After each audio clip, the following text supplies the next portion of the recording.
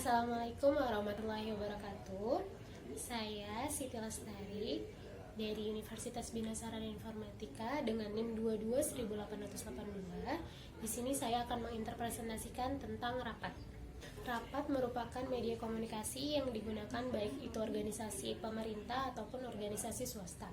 Rapat ini merupakan salah satu alat untuk mencapai mufakat atau kesepakatan bersama. Rapat ini terbagi menjadi dua, ada rapat formal dan rapat informal. Rapat formal sendiri adalah rapat yang sebelumnya diberikan undangan, sedangkan rapat informal ini adalah rapat yang diberitahukan langsung atau secara mendadak.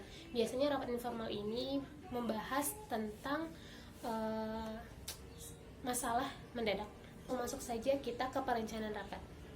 Perencanaan rapat itu ada beberapa langkah.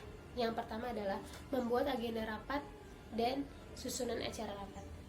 Agenda rapat itu sendiri berisi mencantumkan tanggal, tempat, waktu dimulai dan selesainya rapat. Tujuan rapat, menyebutkan nama peserta yang ada di rapat, mendaftarkan topik yang akan dibahas, memberikan bahan materi semaksimal seminggu sebelum acara rapat dimulai. Yang kedua, menentukan peserta rapat. Menentukan peserta rapat di sini juga harus mengkonsultasikan kepada pimpinan mau ditambah atau ada yang dikurangi. Yang ketiga, membuat surat undangan rapat. Yang keempat, membuat daftar hadir peserta rapat. Yang kelima, mempersiapkan bahan rapat. Itu berupa agenda rapat, notula, sama makalah atau laporan. Selanjutnya, mempersiapkan peralatan dan perlengkapan. Mempersiapkan ruang rapat. Akomodasi itu sangat penting banget, apalagi kalau misalnya rapatnya itu berhari-hari, jadi dia harus menyewa hotel dulu. Transportasi dan konsumsinya kita akan membahas tentang pelaksanaan rapat. Apa sih langkah-langkah pelaksanaan rapat itu? 1. Suasana rapat berlangsung harus dengan terbuka. Yang kedua, para peserta rapat berperan aktif. Yang ketiga, adanya bimbingan dan pengawasan dari pimpinan. Yang keempat, hindarkan perdebatan.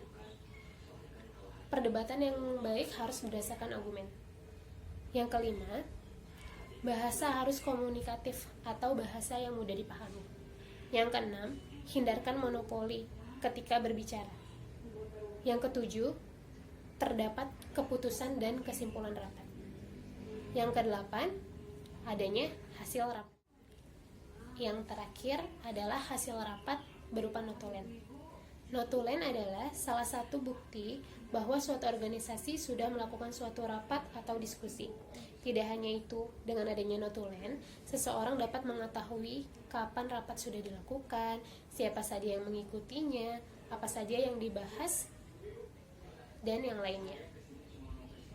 Seseorang yang menulis notulen itu disebut dengan notulis, di mana seorang notulis itu harus dapat mengerti dan menangkap dengan baik apa yang sedang dibahas. Yang terakhir adalah hasil rapat berupa notulen.